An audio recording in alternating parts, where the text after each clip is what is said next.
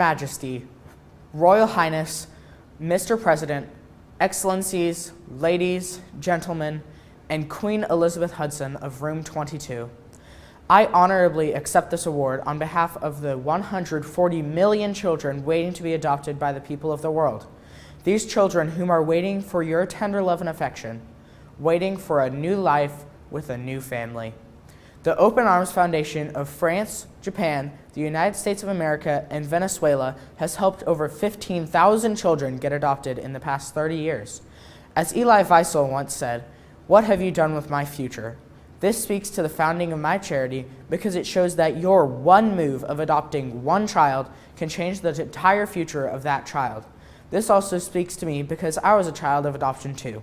For I was adopted from the state of Oregon in the United States of America to the state of Texas at age 12. Since I am woven into the fabric of adoption, I decided to dedicate my life to it. Mother Teresa once said, "I could eat that sugar, but I could give that sugar too." This states that even though you have something such as love, you can still give that love to someone or something else. I remember at one of our United States of America locations, there was a girl that thought she would never get adopted because she was 16 years old. But I adopted her into my family, and now she helps with the foundation in many ways. Though it does require work and self-discipline, you can still achieve your goals you set for yourself.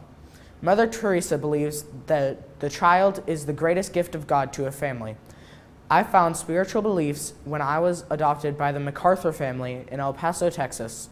When I was a young boy, we used to help children on both the American and the Mexican side of the border get adopted to better families. I remember one family that had lost their child the year before in a car accident.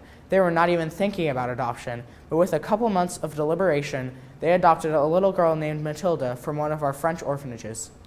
Just because you may not feel like adopting an older teenage child does not mean that the people around you are not as well.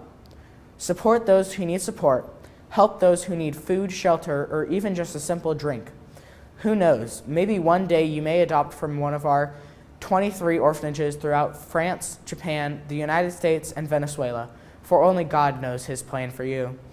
You may or may not be as keen on adopting, but the all-powerful righteous God will decide that. These children who seem invisible to you are not as invisible to God. In fact, they are as clear as day. I refuse to accept the fact that children do not have a rightful home or a rightful family. I refuse to accept the fact that some parents do not make a connection with their child. I refuse to accept despair among the children of the world. I refuse to accept the view that mankind is so tragically bound to the dreary, dark day of abandoned children in every country in the world. The foundation for all people should be love, whether it be love of their children or love of their peers. Bottom line, love is the answer. Martin Luther King said, "I believe that we shall overcome." This goes back to our purpose for fighting to get all these children adopted to better families across the world. One time at one of our Venezuelan orphanages, there was a boy that thought he would never get adopted, but in the weeks to come, he was adopted by a kind family in Belgium.